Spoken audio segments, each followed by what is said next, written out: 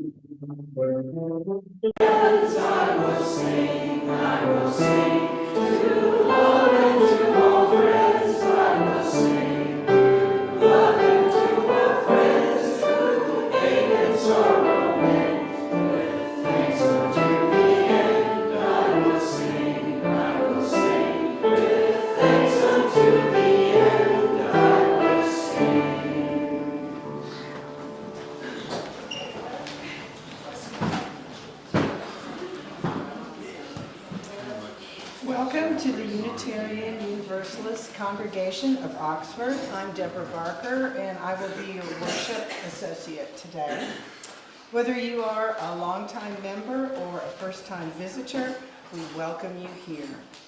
Come with an open mind, a loving heart, and willing hands. You're welcome here no matter your age, your size, the color of your hair or skin or eyes. Come. Whatever your abilities, whomever you love. And there are announcements in the order of service if you want to take a look. Our first announcement is that it's our tradition to do an Easter egg hunt, but we do it a little bit differently. Following the story for all ages, the young folks will go outside and hide Easter eggs, and it will be up to the adults to find them. And our second announcement, next Sunday is our annual meeting. It will be immediately after the service, so we hope that you will stay. Another announcement that is in the program is that May 3rd will be the Oxford Pride Parade, and UUCO has signed up to participate. So if you're interested in participating or helping to organize our efforts, please reach out to Reverend Sarah Osborne or Reverend Gail Stratton. Actually, reach out to me because I was out of town. Okay, reach out to Cheryl. And then we have another announcement, May 12th. Gwen's do you want to talk a little bit about this? Yeah. So I have been, for the past year, designing an exhibition at the M.B. Mayfield House Museum in Ector, Mississippi. Mr. Mayfield was an artist who studied at the university during segregation, so he was there in relative secrecy, taking lectures from inside a broom closet. So I've been completing an exhibition talking a bit about his time at Ole Miss and his artistic career. That's opening on May 12th. I don't have the time yet, but I just thought I'd let y'all know that's happening. And the house is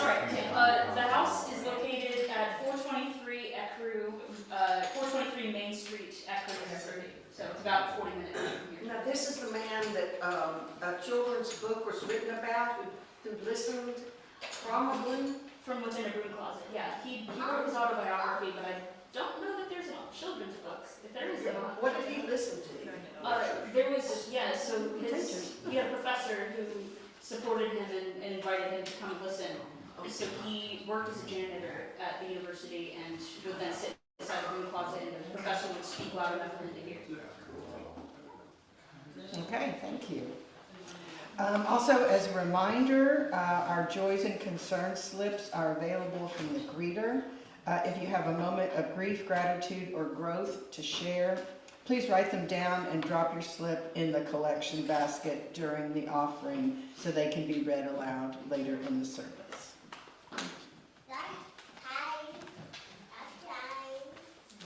Thank you, Deborah. Happy Easter, everyone. Happy Easter. We come together for worship, which for us as Unitarian Universalists is defined as giving honor, reverence, and regard to something. I think of it as lifting up what is worthy. In our congregation, which is pluralistic, the very idea of Easter is understood differently by different people, and that is okay. And we'll try to have a little bit of everything for everybody this Sunday morning as we seek to honor this time. The springtime is an incredibly busy time. This particular year, about a month ago, we had Ramadan, certainly the week before Easter, and we mentioned it this last week, we have Passover as something that's tied to Easter, and we have Earth Day coming up too. So major celebrations across lots of the big traditions. One thing I really enjoy remembering is that the date of Easter was set sometime, I think, before the Middle Ages, and it is the first Sunday after the first full moon after the spring equinox. Now, if that's not grounded in some pagan rituals, I'm not sure what. But that's how the date gets set and how it gets decided every year. We typically just look at our calendar and say, oh, Easter's on that day, but that's how the day is set, and I love that bit of connectedness beneath the surface of what is obvious. Our call to the community this morning is the promise of Easter. Who is to say what Easter is? That we should celebrate this day and sing for joy? Easter is promises remembered and fulfilled in death and life, and all that lies between. In the promise of the planets in their turn, the infinite fidelity of stars and suns and seasons. Easter is winter promising to spring, that earth shall yield its death to life again. It is the growth promise of the dormant seed, the barren meadow, and the naked bough. It is the birth promise of all creatures that have life and breath and being. Easter is the ancient sorrows stilled and hopes remembered. It is the memory of Jesus dying in Jerusalem. It is the promise that the heart shall be reborn as hatred dies and love is given birth. It is the promise that the mind shall be renewed as ignorance is lost and newfound truth. Easter is the promise to everyone who journeys from death of prejudice to life of understanding. Easter is promises to everyone who casts away the errors of the darkness to dwell in the light. Lo, Easter is the earthly promises and human hopes that make the human heart forever young. A song of life which springs from death, a joyous human song forever. Hallelujah. With the spirit of oneness among us, let us take a moment to offer a gesture of hospitality. You're invited to share a moment with the people around you, extend a hand in peace, offer a hug if you'd like, or perhaps a word of welcome. And as a practice of consent, if you prefer not to engage, simply put your hand over your heart and people will honor your choice. Now, let us turn to the person next to you, or in front of you, or in back of you, or someone you haven't seen in a while, and let's take a moment to greet our neighbors.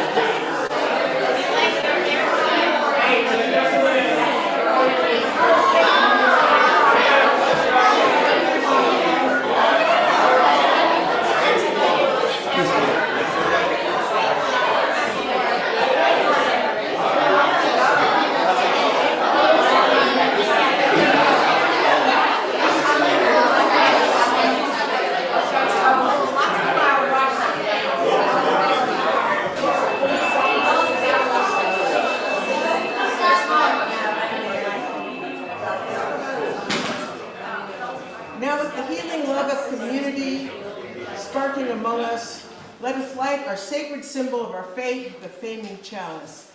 And I have this reading from Gretchen Haley, Still So Much Good, Beauty, and Joy. Come in, all who long to know how to love this world, how to keep eyes wide open, hands unclenched, arms wide, breathing deeply in and out. This moment of being together, this is a moment of practice, because there still is so much good in the world. It can be hard to keep telling this tale with all the news and the wind and the rain and the trembling earth. Who wants to love this life anyway? Come in, all who teeter on the edge of cynicism, brokenhearted, and trying still to remember laughter and kindness. And the chance to be alive in these days when so much is at stake. In this place, we remind each other why we persist, giving each other courage to take the path that is not always easy, to keep practicing this love that cannot and will not let us go, and still calls us on. Come, let us worship together. So this morning we have a special guest, my friend Annabelle Rodriguez, who is a graduate student here from El Salvador. She came, I first met her when we did a workshop in this building, and then she had the courage to come back all by herself taking an Uber, which I deeply, deeply respect. She is a teacher, she is a scholar, she is an activist, she is many things, and she has agreed to give us a short reflection of what she has seen in our congregation in the times that she has come. So welcome, Annabelle.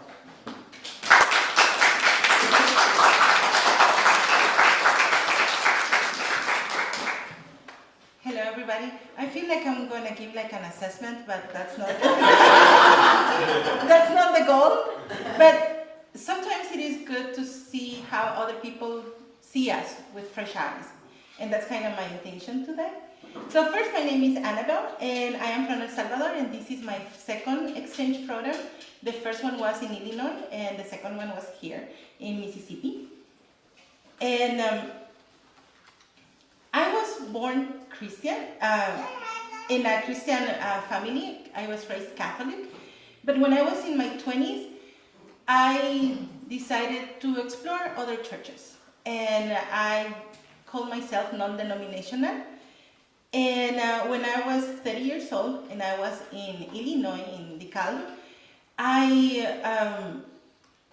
started attending a church, and it was the First Congregational Church of Christ.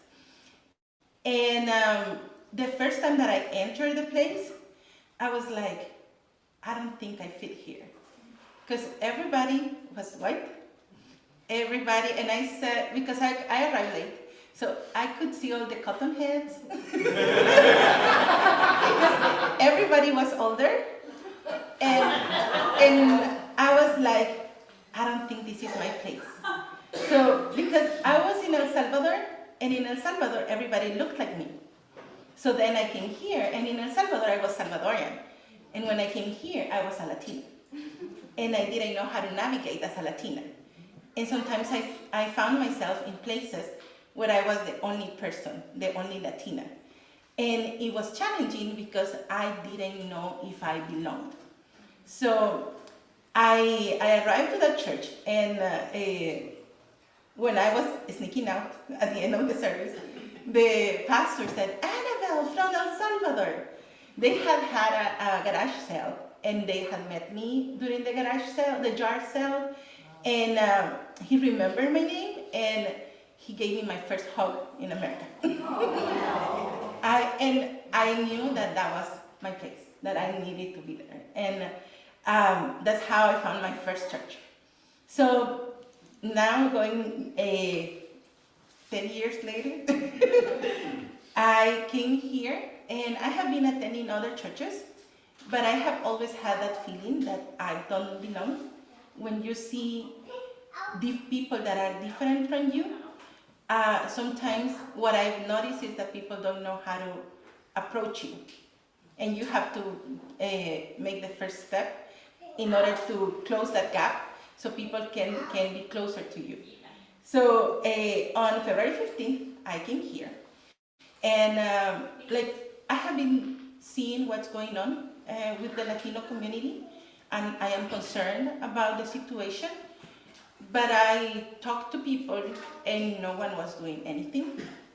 And I was like, that doesn't feel like what we are meant to do. Like we should be doing something. So when I came here and we had this legal support and information, I was walking out of the church and I saw the LGBTQ flag, Q+ flag. And I said, if they welcome the LGBTQ+ community, they will welcome me too. And this is something that many churches don't see it, but when you start discriminating or rejecting a certain group of people, you're also rejecting other people and you're not seeing it. You're being judgmental, who belongs and who doesn't belong. And when I saw the flag, I was like, I have to come back and experience a service. So I came and yes, I paid for an Uber to test my theory. and it worked because I came back. And I have been coming back, and thanks to Gail, I'm saving the Uber. Right? Because when I came here, I didn't feel like a Latina, like an outsider. Everybody was very welcoming. I didn't feel that I had to conform to traditional roles, which is something that I felt in the previous churches that I attended, that there was an image of someone that I needed to be. And I wasn't still good enough to fit in the criteria because I am too vocal and I am a little bit like, I say they are leadership traits. And it doesn't look good on a woman who is in a very traditional environment. And when I came here, it was the first time that I saw in the South a female pastor. And I was like, okay, there are women leading here. Like, I like this environment. And then I came and I felt a sense of community. And you don't notice it, but I see you. And people see you. Not only how you interact with them, but how you interact among yourselves. And I can see the sense of community. Everybody comes and everybody welcomes each other. And everybody goes and talks to me and says, like ask about my day or my weekend. And like every word and every interaction counts. So try to do that more often so more people feel welcome, because it works. And I also see how you work together in achieving your goals, and how like one time everybody, it was a Sunday, and then after the service people were signing letters, and you had this sense of commitment and trying to achieve your goals, and I could see that, and I appreciate that you go together in order to pursue your goals. And well, finally I want to say that I felt heard, I felt seen, but mainly I have felt accepted and appreciated. My uniqueness is part of a group that is unique. I don't need a group that is the same as me in order to be accepted, or in order to be, and I'm not a project, to be like the others. Everybody's different, and that's welcome, and that's appreciated. So I want to close with a phrase that most of you will know, and it's, why fit in if you're made to stand out? Thank you.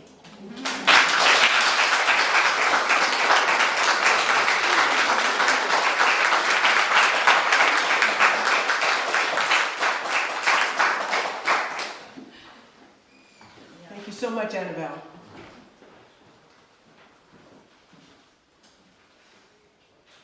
We have now, I'd like to invite Gwen Franger to the front for the Time for All Ages. She'll bring the story of Easter according to Mark, and also a reading called Keep Rising in Love.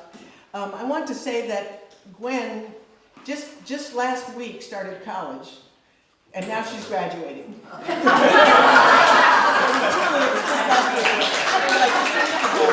now this is her, so she's finishing her master's program. Undergraduate, I'm not there yet. No, excuse me, your honors thesis, that's what I meant to say. She's finishing her honors thesis, has done wonderful work, and we've seen her grow and flourish and develop, and thank you for being willing to bring the story this morning. Thank you.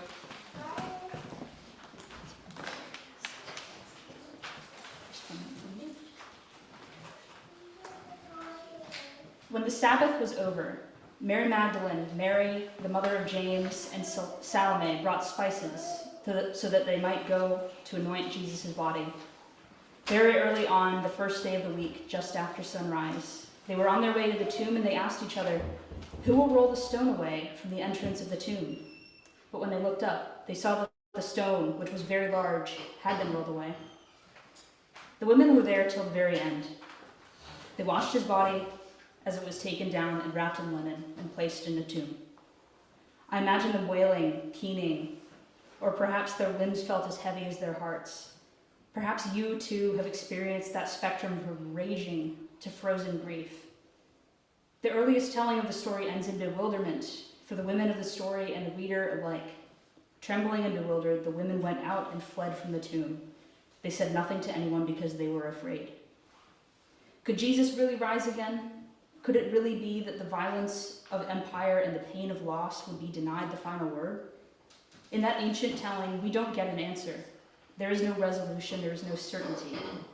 There is only a seed of complicated hope and the persistence of human love to help it grow. What strikes me about the ancient text is that this was not only Jesus who rose up that morning, it was also the women who loved him, who rose up from the pit of their grief to tend to him. It was also the movement that his teaching sparked, a community who rose up to spread his message of power and weakness and the victory of love. Is new life possible? Is love stronger even than death? The question itself invites us to rise up and to live as though it were true, to make it true in our living. And now we will shift gears slightly and remember that there are other rituals around the Easter season, and one of them is the Easter egg hunt. Bunnies are apparently involved in Easter eggs, and I can't explain how that works. This is one of the mysteries of the season. In any case, I'm going to have everybody, all the kids, follow me into the next room, and we will start hiding those eggs.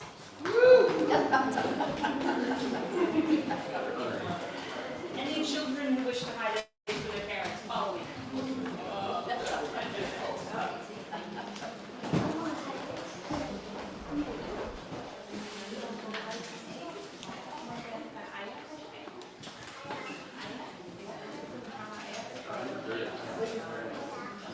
And while the children are hiding Easter eggs, we're going to move on to the offering. And I would like to read As a Fire Exists by Burning by John Saxton. This religious community exists by its mission as a fire exists by burning. But a fire cannot burn without fuel. And it is the time, the energy, the imagination, the vision, the creativity, the compassion, the love, and the financial support of members and friends of this community that fuels our mission to nurture and sustain a welcoming, inclusive, and diverse liberal religious community that transforms lives and serves the world. Your support, the free and generous support of each and every member and friend of this community, is what fuels this community and its mission. And without your support, the flame of justice, community, and love cannot burn brightly to warm ourselves and be a beacon in a world threatened by division and fear.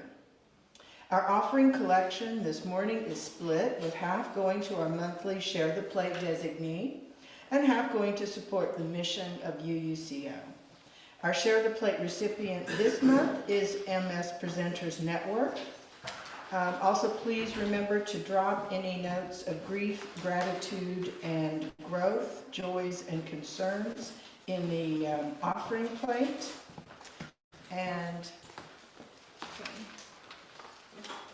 Should I describe the Mississippi presenters? Maybe a sentence or two. Okay. Mississippi, it's in your announcements, but the Mississippi Presenters Network has been serving the state of Mississippi for 10 years with a mission to educate the arts community through professional development opportunities. Presenters Present Mississippi will focus on connecting artists, and arts presenters, statewide through artistic exchanges.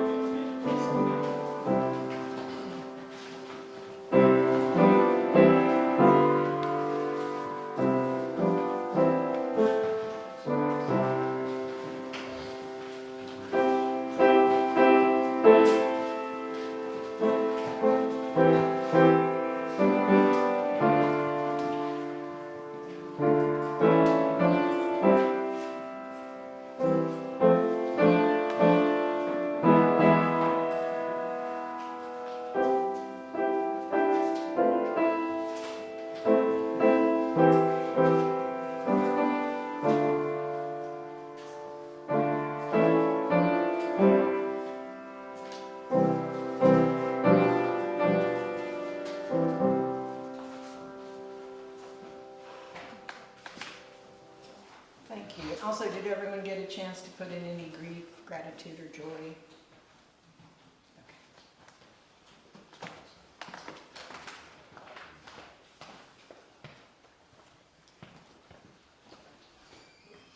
Let us now enter into the ritual like the one before us to share what is on our hearts and lay it at the altar of community in spirit. Using a pebble dropped into a bowl of water to symbolize the ripple effect of the events of our lives on the larger community, we'll now share the grief, gratitude, and moments of growth that have touched our lives since we were last together.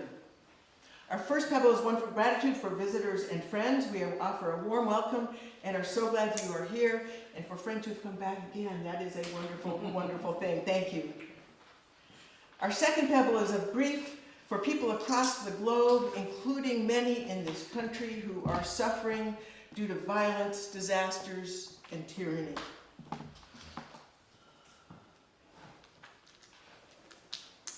I would like to offer a statement of gratitude for Dan and Elaine. We got a call and I'm sorry, we got a call from Tycho. He's not well, so we wish him well. We wish that he will get better quickly. But at the last minute, Dan was willing to step in, provide support for all the hymns, and help make something happen. That is much, much appreciated. And a note from Daniel, we're having an Easter party this afternoon and all are welcome. Anytime from noon till whenever, and feel free to bring friends. And if you don't know where Daniel lives, give him, Daniel's right in the back of the room. Yes. Mary, did you have one? Oh, it's right here. Okay, thank you. And Mary Caha has one. Please continue to hold healing thoughts for Michael, Betsy Leon, and Ken Sleeper. And we're grateful that Ken is here with us today. I feel compassion for the Salvadorans in the worst prison of the Latin America. And a lot of grief for people being sent there with no cause. Are there any others people would like to add? Anne, yeah.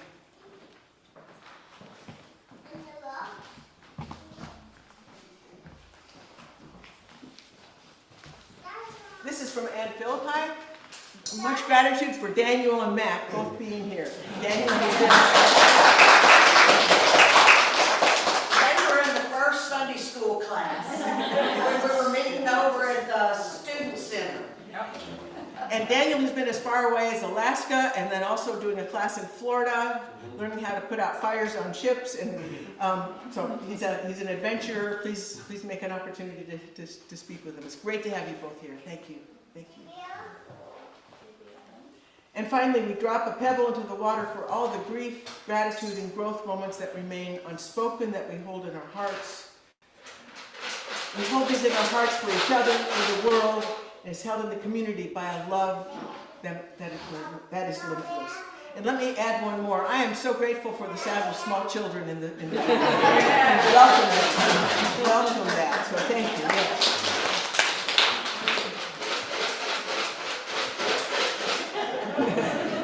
Should buy a shaker for the next song. So thank you. Our meditation hymn this morning is Voice Still and Small. It's number 391. We'll sing it through 3 times. It's a short one. Please remain seated. And Dan might give us a few more instructions. So I'll play it through once on the piano first, and then we'll sing through 3 times.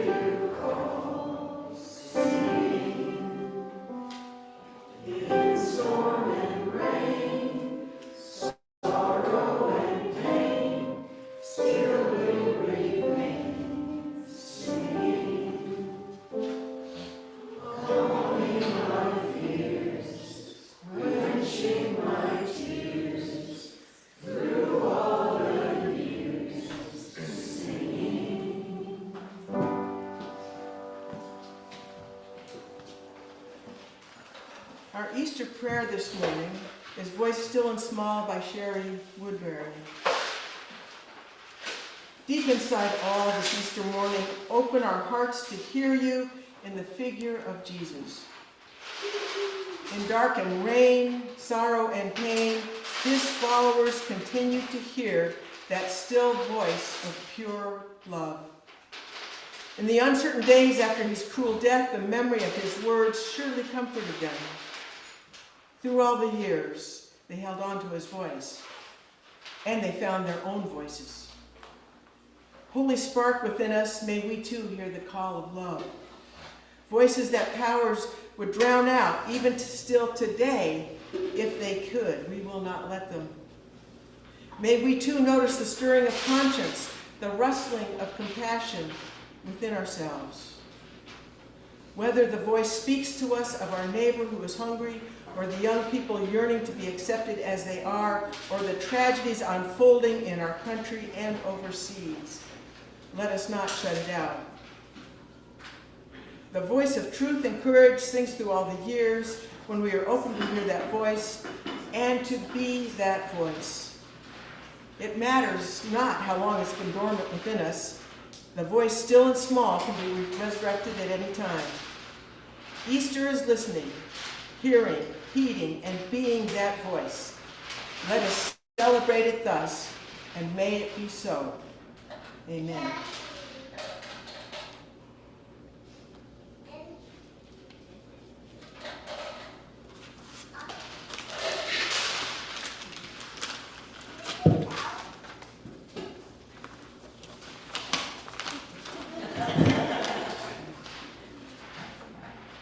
My dear friends, the year is 2050, and I do realize how highly unusual it is for me to be writing you a letter like this, since I am, after all, 20 years gone from my earthly body. It took some effort to secure the privilege of writing to you from the other side and from the future, but I finally convinced my dear friend Peter that it would be an okay on a one-time basis. Many folks on the other side have ways of touching their loved ones, but it's truly unusual to be able to write a letter. It also took some effort to remember how you mark time there on Earth, with the Earth circling around the sun. As from my perspective, it is much more fluid and certainly not linear. In many ways, you are able to touch the past, through your parents and grandparents. You are able to touch the future with your children and grandchildren, or with your students and their students. But for me, where I am now, the past is not past, and the future is, well, it's all right here. So I had to work really hard to remember 2025. I also realized that at this time, I may be but a faint memory to some who are still in this beautiful congregation, and likely the memory is simply as an old person who had it prayed.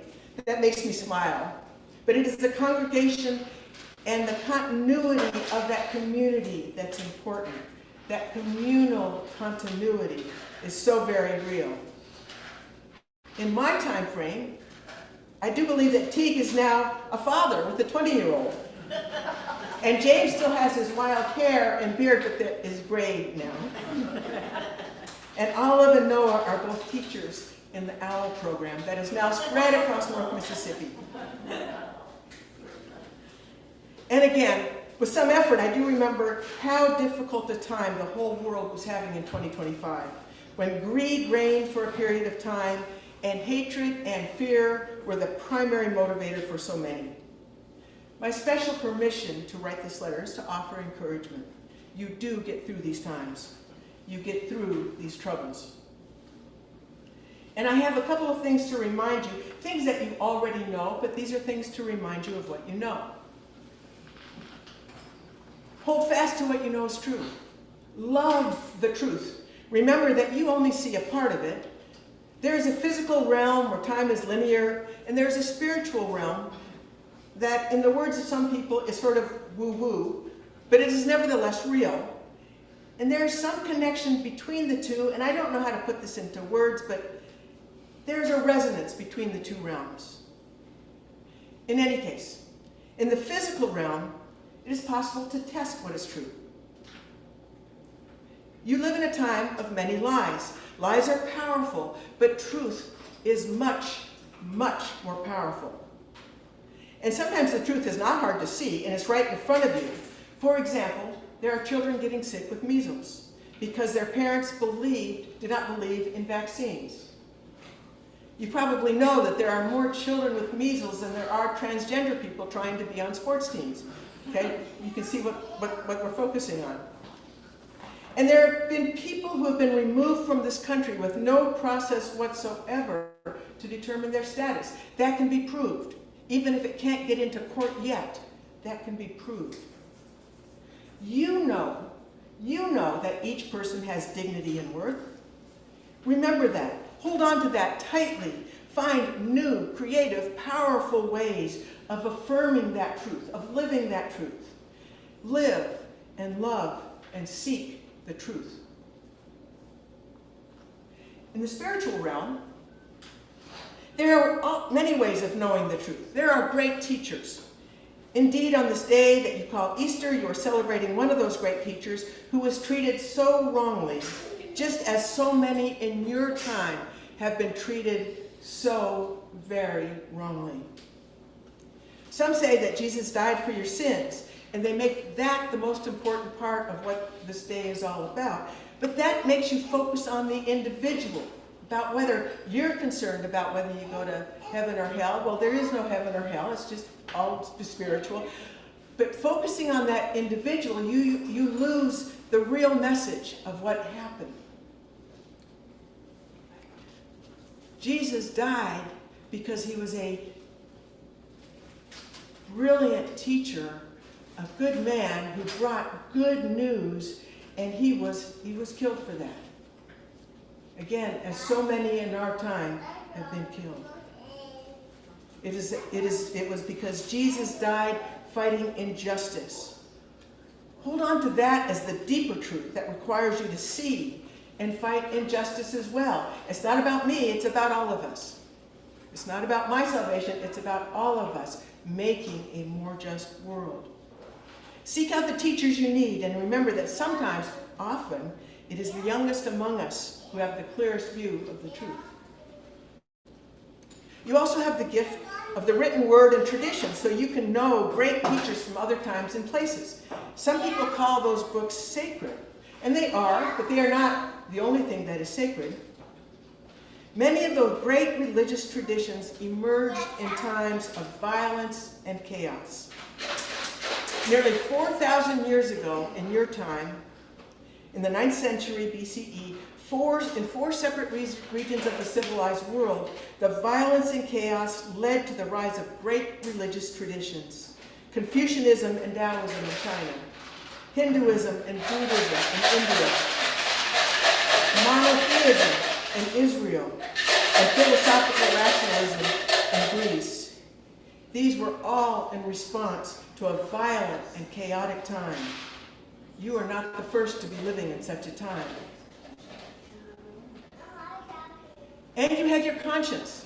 And that is important too, but know that each person had a particular set of parents and a particular experience growing up, and so their conscience is formed by their experiences. So it is much, much better to be in community where you get to interact with other people who grew up in different ways, had different perspectives and different experiences. There is a greater truth in that. Build communities where there is trust and truly listen to others. Seek truth in the spiritual realm, but be aware that a point of view is a view from a point. Both the physical realm and spiritual realm are important. Joni Mitchell says, I've looked at clouds from both sides now, from up and down, and still somehow it's cloud illusions I recall. I really don't know clouds at all. Be open to learning. Greed is rampant during your time period, as it has been for much of human existence, but it matters because the whole world is so interconnected now in critical ways. Remember that greed is the easier path. It's like water flowing downhill. People of weak character who have no moral guide, grab it for easy gain. Pope Gregory I in the 6th century was right to identify greed as one of the 7 deadly sins. And it is deadly not just for the person who is greedy, but rather for the damaging and deadly effects of concentrating wealth in the hands of a few. But remember this, humans evolved over 1 million years, and what you see as greed and selfishness had its place in evolution as it helped some people to survive. But know this, a stronger force with the humans and all of complex life is that interconnection and dependence on one another is central. Interconnections happen first at the cellular level, where different little microbes came together and lived together and became much more effective by living together. That was how chloroplasts were formed and how mitochondria is formed. And that was not just millions of years ago, that was billions of years ago. We are a product of that interconnection. Every one of our cells has mitochondria that came from that. Every one of us shares that heritage. Humans have this beautiful trait of friending and tending and befriending. Your ancestors of long ago lived this truth of tending and befriending, caring for one another, kin or not, and it helped us to survive. These are far deeper truths than the easy path of greed. Live knowing that we are interconnected and your care for others always makes a difference. And sometimes, maybe even often, you can't know the effects of your actions. You can't know what's going to make a difference for a person. To live faithfully is to keep trying. So love boldly. Care for others boldly. As Joni Mitchell said, tears and fears and feeling proud to say I love you right out loud. We have got to learn to say I love you right out loud. Love the world, love all living beings. Dostoevsky said this, love the animals, love the plants, love everything. If you love everything, you will perceive the divine mystery in things. Once you perceive it, you will begin to comprehend it better each day. And you will come at last to love the whole world with an all-embracing love. And in this, you must also love yourself. One of the great teachings of Jesus was to distill down the most important commandments into simply this: love God and love your neighbor as yourself. Well, you got to love yourself. And we don't get to choose who our neighbors are. Our neighbors are our neighbors. And those are the people we need to love as well. And love the divine in whatever form it takes for you. And last but surely not least, it matters what you believe. I have a small story to tell you about this.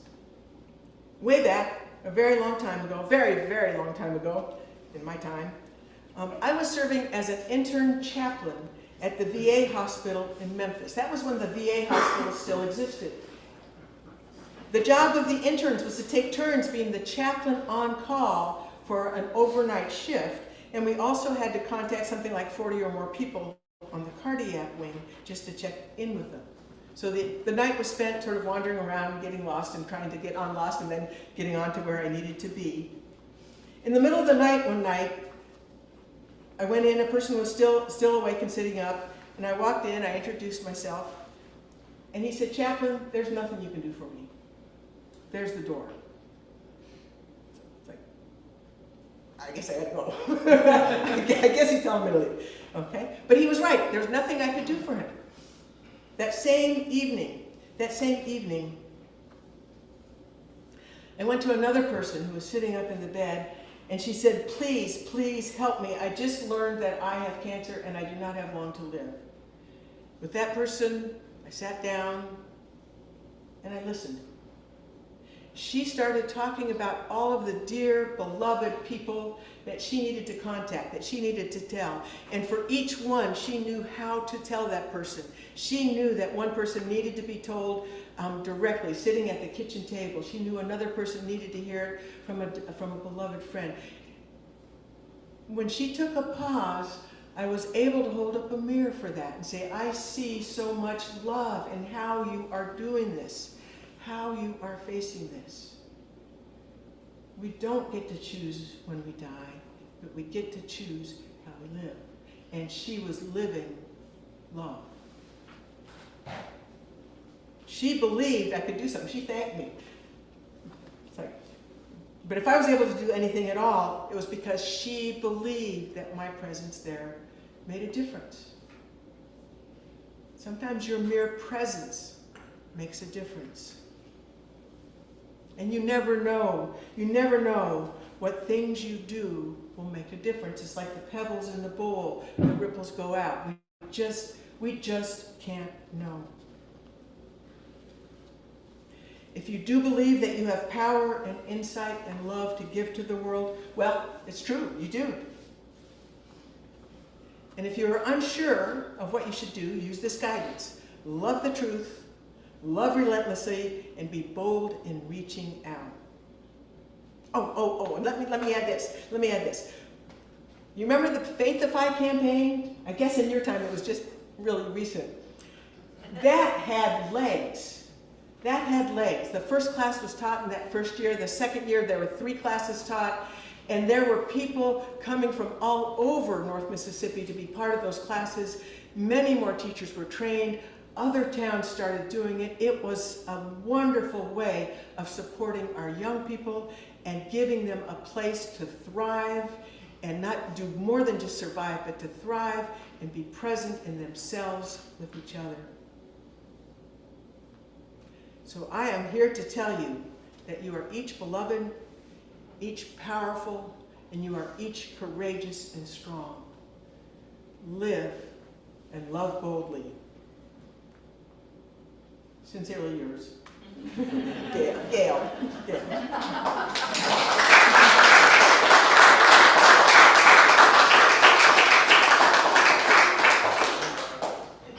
We will close with the song, Lift Every Voice and Sing, but let me tell you this. It's written by James Weldon Johnson.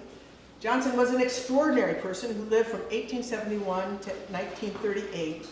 He was an author, an activist, an educator, a lawyer, a diplomat.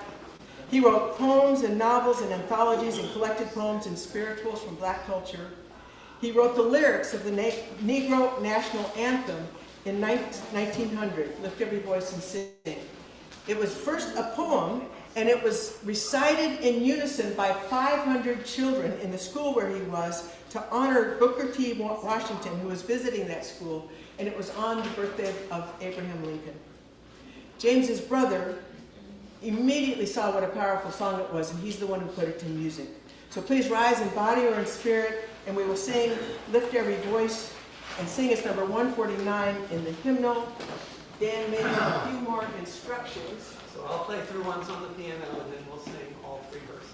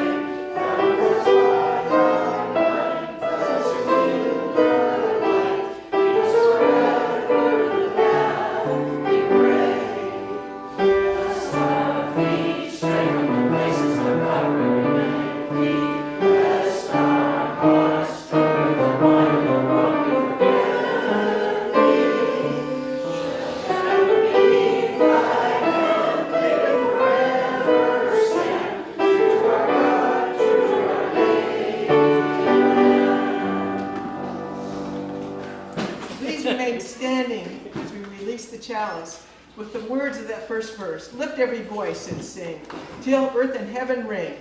Ring with the harmonies of liberty. Let our rejoicing rise high as the listening skies. Let it resound loud as the rolling sea. Sing a song full of the faith that the dark past has taught us. Sing a song full of hope that the present have brought us. Facing the rising sun of our new day begun, let us march on till victory is won. And now let us join in our closing congregational blessing. You can hold hands across aisles. We don't need to move into a circle. And we'll say the words together. That is our tradition. Go in peace, believe in peace, create peace, and be peace. And go find those Easter eggs.